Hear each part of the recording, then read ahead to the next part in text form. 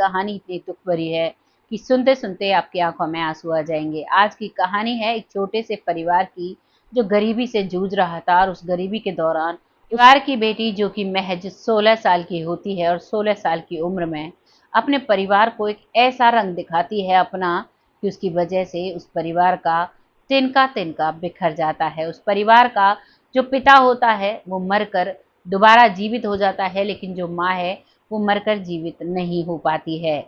आज वो परिवार जीवित है लेकिन उस परिवार में माँ नहीं है, एक लड़की की गलती से। लेकिन यहाँ जब वो पिता मरकर दोबारा जीवित होता है, वो जो सच्चाई बताता है, जिस हिसाब से जिंदगी जीता है, वाकई में सल्यूट है उनको।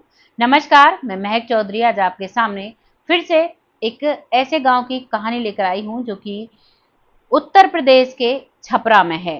छपरा में एक छोटा सा गांव है। यहाँ पर एक छोटा सा परिवार रहता है। ये घटना है 2007 24 जून की। यहाँ परिवार का माहौल कुछ ऐसा था कि परिवार में आमदनी का कोई जरिया नहीं था। पिता था जो सिर्फ छोटी मोटी नौकरी किया करता था। माँ जो थी उसने पशु बांध रखे थे, उनकी उनकी सेवा किया करती थी। उनका जो दूध निकलता उसे बेचकर अपने घर का गुजारा किया करती थी। लड़की जो कि 12वीं क्लास पास करती है, पेपर देती है, और पेपर देने के बाद अपने घर में अक्सर गुमसुम सी रहा करती है। जब भी उसकी माँ उससे बात किया करती तो माँ को डांट दिया करती। उसकी माँ कहती, अब तुम बड़ी हो रही हो, क्यों ना तुम्हारी शादी कर दी जाए। तो वो कहती, नहीं, मुझे शादी नहीं करनी। यही माहौल चलता है। माँ सोचती है कि चलो कोई बात नहीं, अभी बच्ची छोटी है, ग्रेजुएशन कराने के पैसे नहीं थे, कॉलेज में एडमिशन नहीं दिलाया गया, घर पर ही रहती थी। माँ सोचती है 2-3 साल घर का कामकाज सीख लेगी, उसके बाद दोनों बहनों की शादी कर दी जाएगी। दरअसल उस परिवार में 3 बहनें थी और एक उनका सबसे छोटा भाई था। माता पिता चाहते थे कि 2 बेटी एक साथ में और बेटा और बेटी की एक साथ में 2 बार में शादी हो जाएगी और जिंदगी सफल रहेगी, खर्चा भी कम आएगा। क्योंकि आप लोग समझ सकते हो कि जब माता पिता कमाते हैं और आमदनी का बड़ा जरिया नहीं होता कोई, तो माता पिता जैसे तैसे करके अपनी ज़िंदगी बसर करते हैं और बस यही सोचते रहते हैं कि किस तरीके से पैसे बचें, किस तरीके से कुछ पैसे बुरे वक्त के लिए रखे जाएं। इसी धुनाधुन में पूरी उम्र निकल जाती है। वैसे ही परिवार चल रहा था और 2007 में जब 24 जून की छुट्टियां चल रही थी, 12th क्लास उस लड़की की हो चुकी थी, तो उस दौरान वो लड़की घर पर होती है। अक्सर वो घर पर ही रहा करती थी और जो उसकी माँ है वो खेतों पर गई हुई थी और जो उसका पिता है वो अपने काम पर गया हुआ था। शाम को दोनों घर लौटते हैं। माँ करीबन 3 बजे लौट जाती है, लेकिन पिता का आने का वक्त हर रोज शाम के 8 बजे का था। उसे समय पूरा पता होता है और इसी समय का फायदा उठाते हुए वो एक लड़के के साथ भाग जाती है, जिस लड़के से वो प्यार करती है। और वो अपने माता पिता की गरीबी का फायदा उठाते हुए, उनके प्यार का फायदा उठाते हुए वहां से फरार हो जाती है। माता पिता घर आते हैं, छोटे बहन भाइयों से पूछते हैं क्या हुआ, क्या नहीं हुआ, दीदी कहाँ है। तो वो कहते हैं पता नहीं कहाँ गई। माँ जब तक उसका पिता नहीं आता है तब तक सारे पड़ोस में ढूंढ लेती है, लेकिन कहीं भी उसकी बेटी उसे नहीं मिलती है। 1-2 रिश्तेदारियों में कॉल करती है, वहां भी उसकी बेटी नहीं मिलती है। और उसके बाद अब शाम को उसका पति आ जाता है, उससे भी बात करती है, बड़ी डरती हुई उससे वो बात कहती है। उस पिता की जो उन बच्चों के लिए मेहनत कर रहा था, उसकी सारी मेहनत पर पानी फिर जाता है। पिता की आंखों में आंसू आ जाते हैं क्योंकि पत्नी सब कुछ बता देती है। पत्नी का नाम सविता होता है और पति का नाम हरलाल होता है। हरलाल अब अपना नीचे धुन करके बैठ जाता है। पत्नी कहती है मैंने सभी जगह तलाश कर लिया, लेकिन बेटी कहीं भी नहीं मिली है। और अब वो दोनों पति पत्नी एक दूसरे के साथ बातें करते हैं और बिना अपने छोटे बच्चों को देखे हुए दोनों एक एक फंदा तैयार करते हैं और अपने आप को उस फंदे पर लटका देते हैं। उसके बाद वो दोनों लटक जाते हैं और जब छोटे बच्चे ये सब कुछ देखते हैं, वो जंगले में से, जंगला कहते हैं गांव में, विंडो कहते हैं आजकल शहरों में, खिड़कियां कहते हैं, उस जंगले में से देख रहे थे। तो वो अपने माता पिता के बारे में अपने पड़ोस में कहते हैं। पड़ोसी भागकर आते हैं और जब तक पड़ोसी आते हैं तब तक बहुत देर हो चुकी थी। पड़ोसी दरवाज़ा तोड़ते हैं। दरवाजे की हालत काफ़ी जर्जर थी। एक ही बार के फोर्स में वो दरवाज़ा टूट जाता है और वो अंदर जाकर जल्दी से उन दोनों को उस फंदे से उतारते हैं।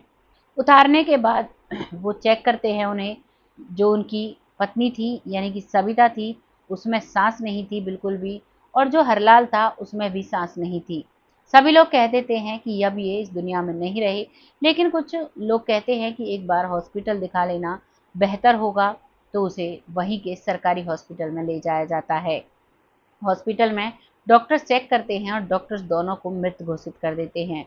पूरे गांव में मातम छा जाता है, सभी बहुत परेशान होते हैं। एक हंसता खेलता परिवार जो बिछड़ जाता है, दो बच्चे जो अनाथ रह जाते हैं, बड़ी बहन थी वो जा चुकी थी, उसी की वजह से ये सब कुछ हुआ था, माता पिता इस दुनिया से ही जा चुके थे।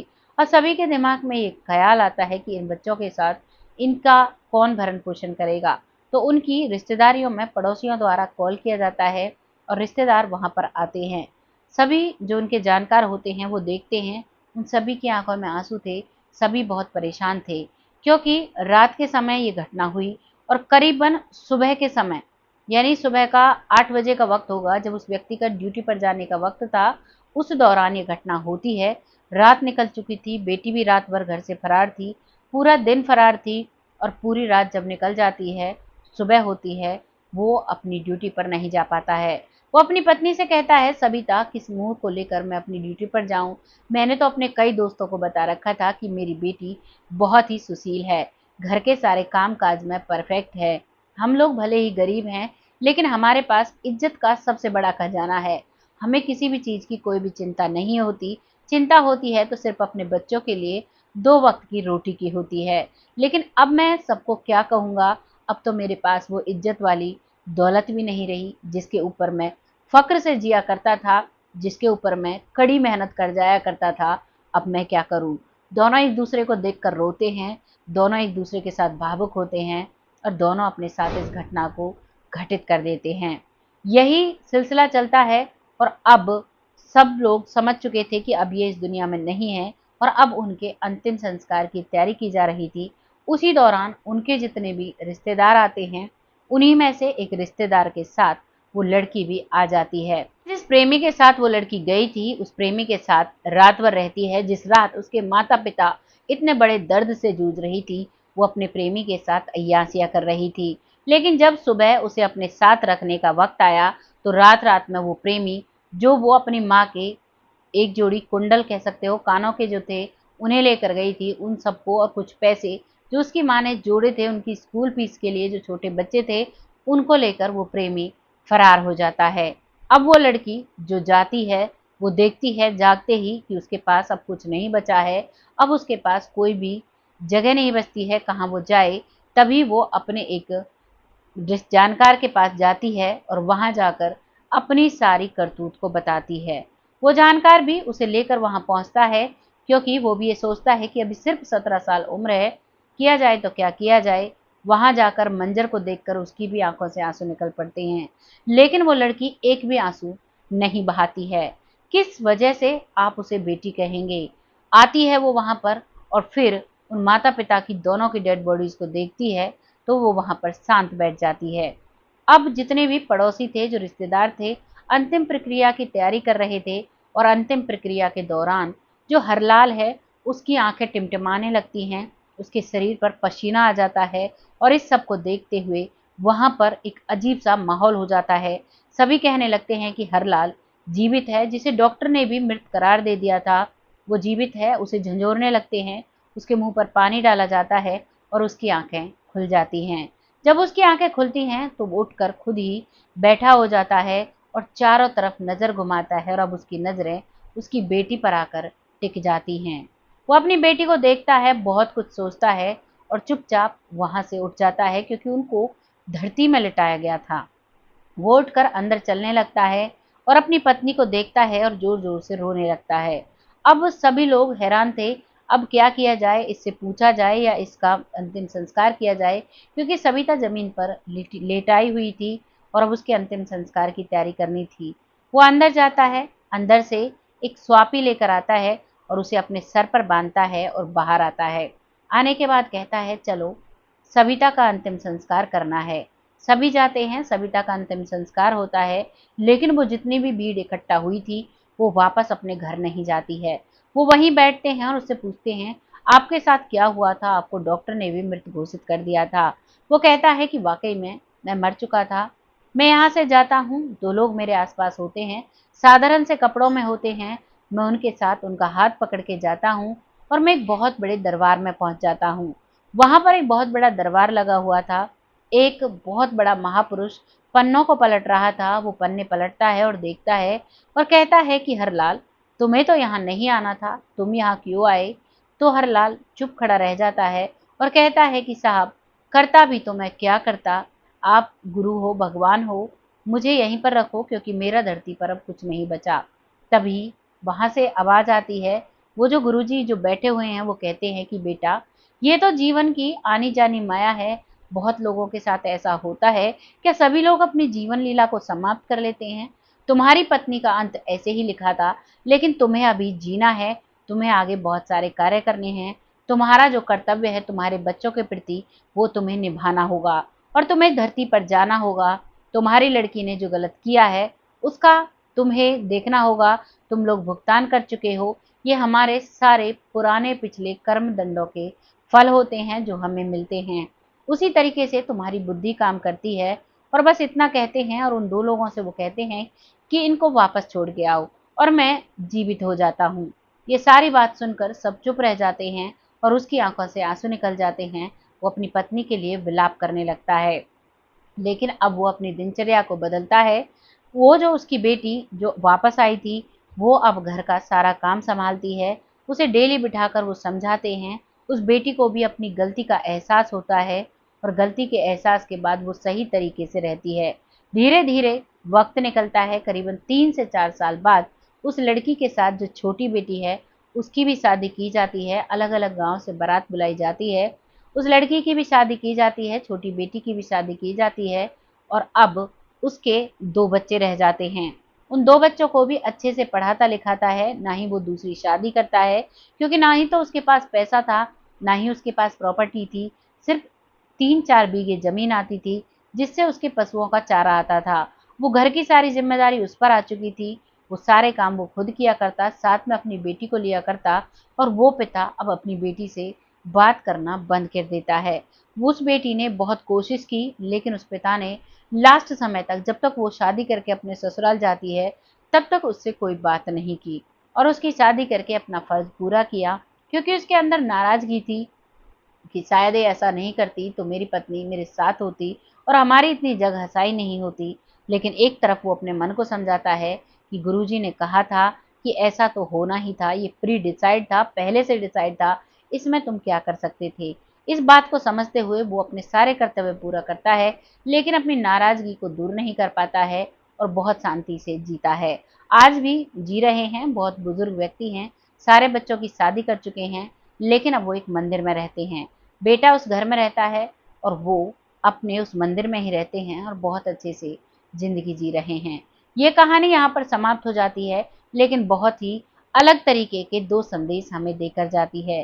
पहला संदेश, बेटी को ऐसा नहीं करना चाहिए था, वो कारण बनी। दूसरा संदेश, जो उन दोनों के साथ हुआ, वो जब मरकर जीवित होते हैं, तो वहाँ गुरुजी के द्वारा उन्हें जो समझाया जाता है, वो एक ऐसी सच्ची बात उन्हें बताई जाती है जो हम सबके जीवन पर अप्लाई होती है। आपको इस कहानी को सुनकर कैसा लगा है? अपनी राय कमेंट बॉक्स में लिखिएगा, लोगों के साथ शेयर करिएगा। जब उस माता-पिता के मंज़र को मैं आपको बता रही थी, मैं आपको बयाँ नहीं कर सकती, मेरी आँखों में आँसू आ रहे थे, लेकिन मैं अपने आँसुओं को रोके हुई थी। ये हर घर की कहानी है और हर घर के साथ आज ऐसा हो रहा है। क्या ये सही हो रहा है या जैसा भी हो रहा है, अपनी राय कमेंट बॉक्स में लिखिएगा। बेटियों को लक्ष्मी का स्वरूप माना जाता है, बहुत अच्छे से उनकी परवरिश की जाती है। पहला ज़माना और था जब बेटियों को किसी भी चीज़ में आगे नहीं रखा जाता था।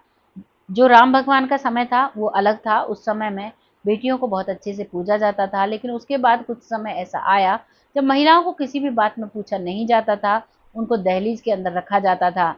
तब महिलाओं के जो करे हुए कार्य थे वो बहुत कम रेशो था।